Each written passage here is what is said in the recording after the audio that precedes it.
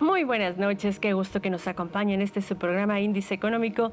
Soy Marilena Vega y es un gusto saludar a Darío Celis. Darío, buenas noches. Buenas noches, Marilena. Qué ¿Cómo gusto estás? Buenas saludarte. noches. Rogelio Varela, muy buenas Marilena, noches. Darío, ¿qué tal? ¿Cómo están? Rogelio, buenas noches. Acompáñenos el día de hoy. Vamos a platicar de la evolución del plástico a 20 años. ¿Qué es lo que ha pasado con el plástico? ¿Hacia dónde se dirige? ¿Y qué sectores todavía se utilizan y se reutilizan? Comenzamos. La Oficina del Representante Comercial de los Estados Unidos abrió oficialmente un proceso de consulta pública de cara a la revisión conjunta del TEMEC, programada para el 1 de julio de 2026. En nuestro país, el Gobierno de México iniciará este miércoles sus consultas públicas. De acuerdo con un informe de la Organización Mundial de Comercio, México se ubica como el 8º exportador de bienes que habilitan la inteligencia artificial. El análisis considera productos como dióxido de silicio, galio, germanio, circuitos electrónicos integrados, semiconductores y computadoras, entre otros productos. Para julio y agosto de 2025, el indicador oportuno del consumo privado anticipa una reducción anual de 0.7% en el consumo en nuestro país. Este indicador señala que el consumo privado tendrá un nivel de 110.7 puntos en julio y agosto de este año. El Departamento de Comercio de Estados Unidos informó que la administración del presidente Donald Trump analiza nuevos aranceles a más autopartes y productos derivados de acero y aluminio por razones de seguridad nacional. México, como uno de los grandes consumidores de plástico y de PET, ha desarrollado una infraestructura de reciclaje. Vea lo que le preparamos. Según el inventario de fuentes de contaminación que elabora el Instituto Nacional de Ecología y Cambio Climático, en 2023, un mexicano consumía al año, en promedio, 66 kilogramos de plástico en productos de uso cotidiano.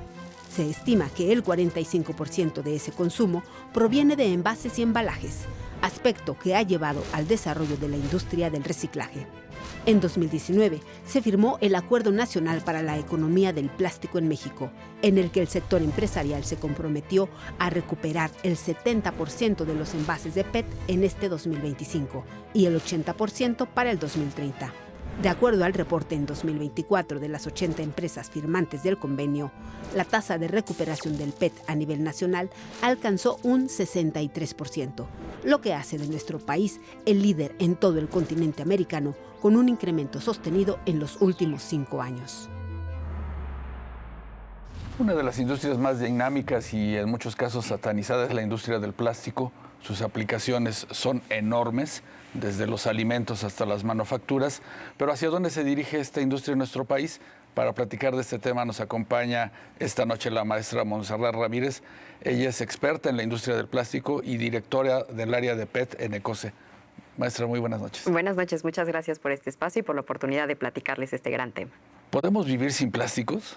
Definitivamente no. La realidad es que el plástico está en todos los momentos de nuestra vida, desde que nos despertamos hasta que nos acostamos. En nuestro cepillo de dientes, en nuestra botella de shampoo, en nuestro carro, en nuestros utensilios para la oficina, en todos lados. Y la realidad es que eso pasa porque ha venido a sustituir otros materiales que antes utilizábamos que tenían un mayor impacto ambiental. ¿Cuál ha sido la evolución? Hemos visto que no ha desaparecido, pero sí se ha ido transformando el plástico en muchas presentaciones. ¿Qué es lo que han visto?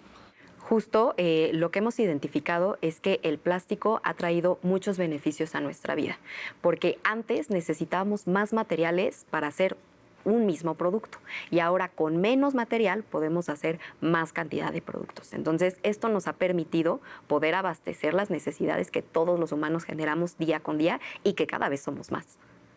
Decías hace un momento que el plástico ha ido sustituyendo a otros materiales. ¿Cuáles son esos materiales? Materiales como el vidrio en envases, el aluminio, por ejemplo, en los carros, y esto nos ha ayudado a que sean más ligeros.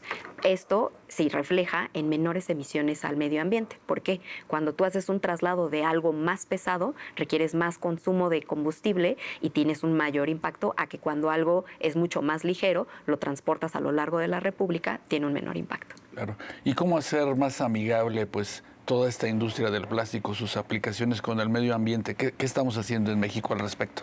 Justo, lo que siempre decimos es, los materiales, los plásticos tienen muchos beneficios, pero que para que podamos realmente experimentarlos, necesitamos primero tener un consumo responsable, que seamos conscientes de lo que compramos y de lo que consumimos para que tengamos una menor generación de residuos. Y una vez que tú generaste tu residuo, hacer una separación, porque los plásticos son reciclables, pero es importante que los separemos para que no se contaminen con otro tipo de residuos y se puedan reciclar. Los plásticos son 100% reciclables y de hecho en México tenemos la infraestructura para poder reciclar hasta el 64% de las botellas de PET, las botellas que usamos para refrescos, para jugos, para agua.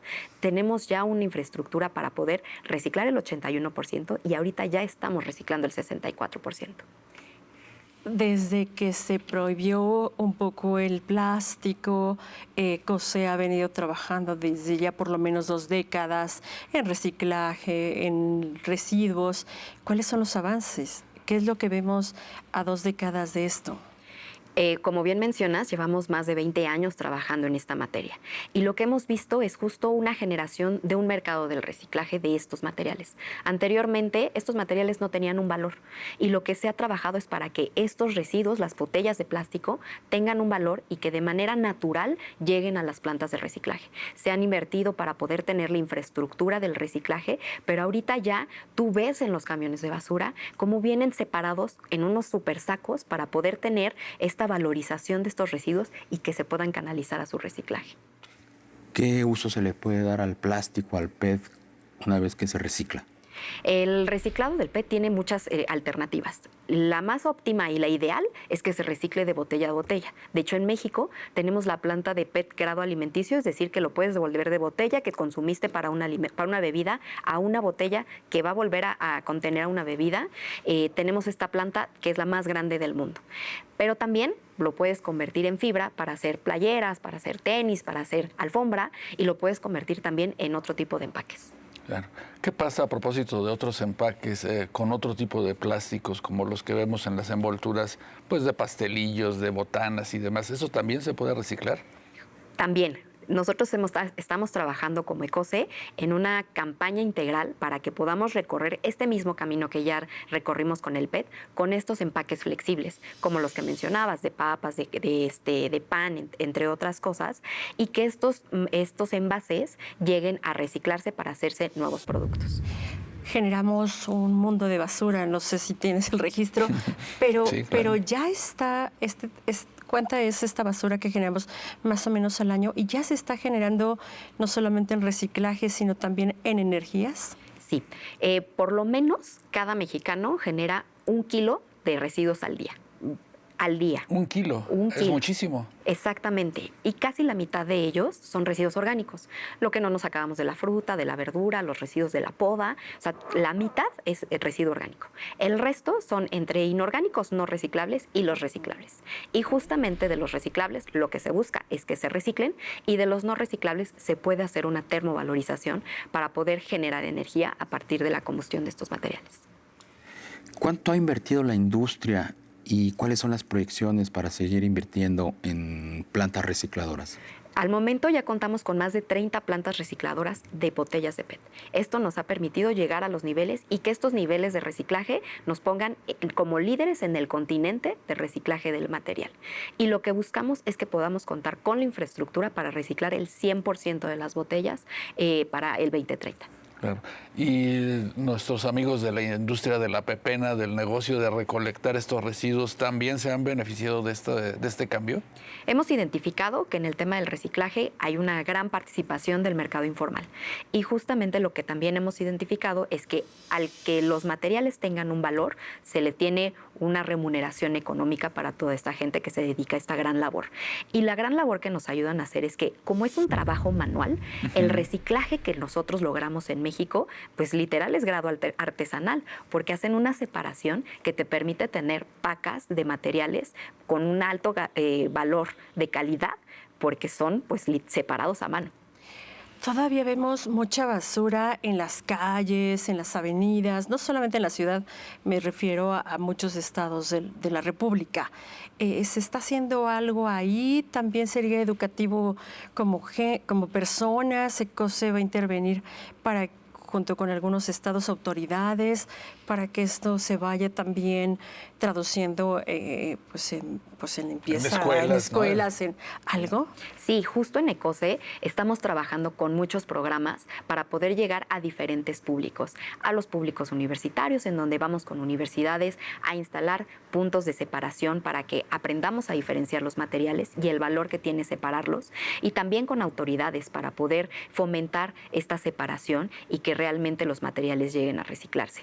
Ahora hemos identificado muchas inundaciones porque luego hay muchos residuos tirados de manera inadecuada en las calles, en las banquetas, etcétera. Entonces es parte de una responsabilidad que todos debemos de tener. Industria, sociedad y gobierno debemos trabajar de la mano para que este problema pueda erradicarse.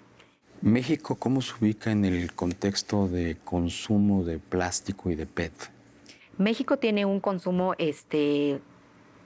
promedio de estos materiales, pero lo que sí y que mencionaba es que somos líderes en reciclaje de los plásticos, específicamente del PET. Te digo que somos líderes a nivel continente con el 64% de reciclaje. Pero ese es el reciclaje, me refiero tanto al consumo, ¿qué tanto se envasa en PET y se envasa en plástico en México respecto a otros países? Es un promedio el consumo, pero lo que sí te puedo comentar es que hemos estado sustituyendo envases de vidrio, envases de aluminio por envases de plástico por estos beneficios que les comentaba. Son más ligeros, tienen un menor impacto al ambiente, tienen un menor consumo de recursos naturales en la producción y son reciclables. Por eso es que ha habido una transición entre otro tipo de materiales a los envases y empaques plásticos. Claro. Y tenemos una legislación adecuada para todo este cambio de la economía circular, el consumo responsable. ¿Ahí qué tendríamos que hacer en el país? De momento no contamos con una ley general de economía circular. No obstante, se está trabajando con las autoridades para por fin contar con esta ley. Hay algunos estados que ya tienen su propia ley de economía circular, pero es importante que como México, como país, podamos tener esta ley que nos diga tanto a la ciudad como al resto de los estados cuáles son las bases para que todos podamos tener el mismo esfuerzo y encaminarlo hacia el mismo sentido. ¿Y ya se trabaja en ello? Ya, actualmente ya se está trabajando con las autoridades para poder tener esta ley general. ¿Se tiene más o menos para cuándo estaría? Pues las expectativas es que en este 2025 ya se pueda tener presentada esta ley. ¿La industria cómo está participando? La industria, hemos estado en trabajos con la misma autoridad para poder entender cuál es la visión de esta ley, qué es lo que se busca con esta ley y cómo nosotros como industria podemos aportar para que realmente logremos una economía circular de los materiales, que lo que consumamos no solo sea consumir y tirar, sino que lo podamos valorizar de alguna manera para reincorporar al ciclo de valor y no se generen residuos. Pues maestra Montserrat Ramírez, experta en el tema del plástico, gracias por compartir estas reflexiones.